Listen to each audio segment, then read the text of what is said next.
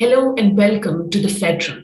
Today I'm joined by Mr. Suraj Hussain, former Agriculture Secretary who is currently promoter with Arcus Policy Research Private Limited.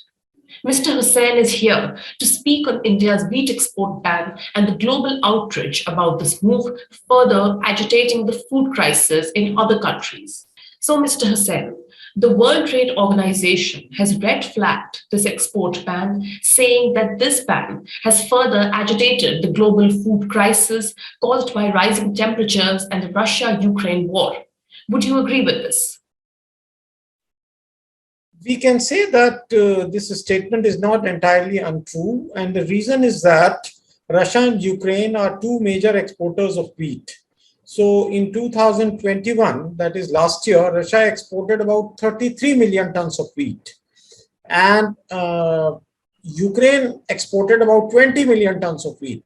So which means about 53 million tons of wheat is not able to reach the countries which are food deficit.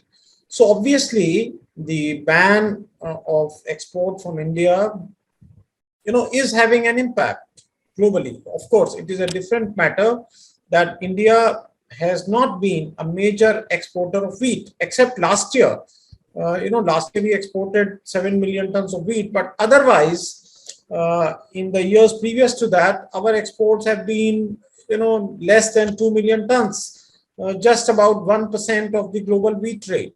But why has India chosen to ban export of wheat at this difficult time when both Russia and Ukraine have seized wheat exports? Is it only to protect domestic markets, or are there other interests also behind this move? No, it is clear that the government of India has to ensure food security of its own people. And we know that the production of wheat, especially in the northwestern states of Punjab, Haryana, Uttar Pradesh, was lower than the original estimate. So the original estimate of wheat production was about 111 million tons. The revised estimate is about 106 million tons. But the trade feels that the wheat production may be just about 100 million tons. So obviously the government, correctly in our view, because we had written about that in April itself, I had written an article with my colleague Shweta Sani that India needs to be prudent. So I would not say it is a wrong decision.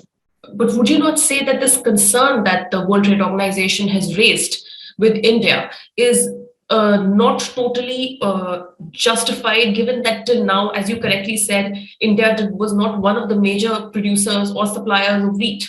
Actually, there is a lot of geopolitics also involved in these kinds of discussions in WTO. So it is not entirely, one reason.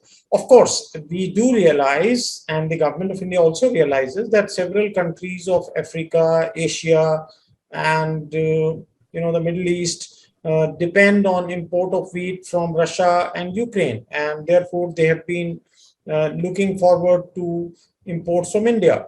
It is also true that government of India very correctly decided that the government will take a decision on the export of wheat on diplomatic basis, because Bangladesh is a very large importer of wheat from India, and India being a neighbor and due to strategic considerations, India would like to continue to be a very large exporter of wheat to Bangladesh.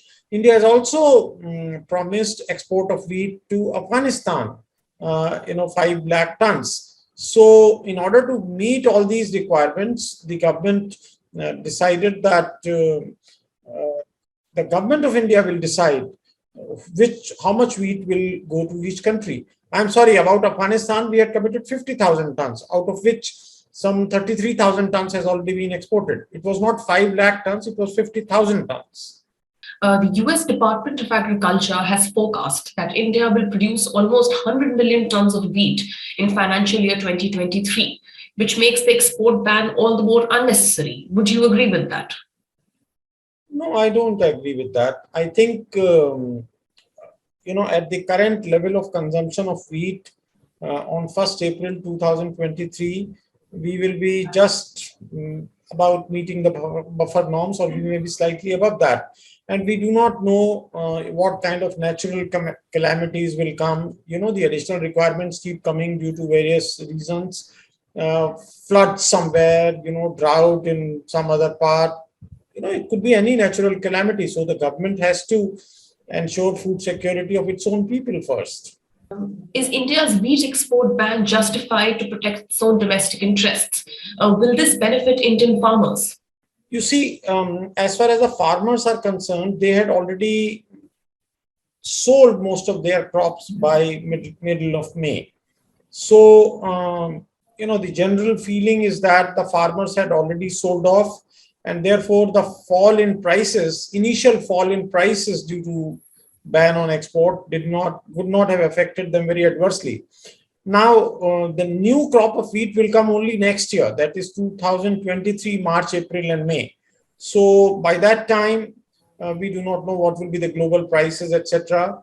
But I think on the whole, taking the entire situation into account, the farmers would have already sold their wheat either at MSP, as in Punjab and Haryana, or in the market at slightly above the MSP, as in Madhya Pradesh and Gujarat and parts of UP.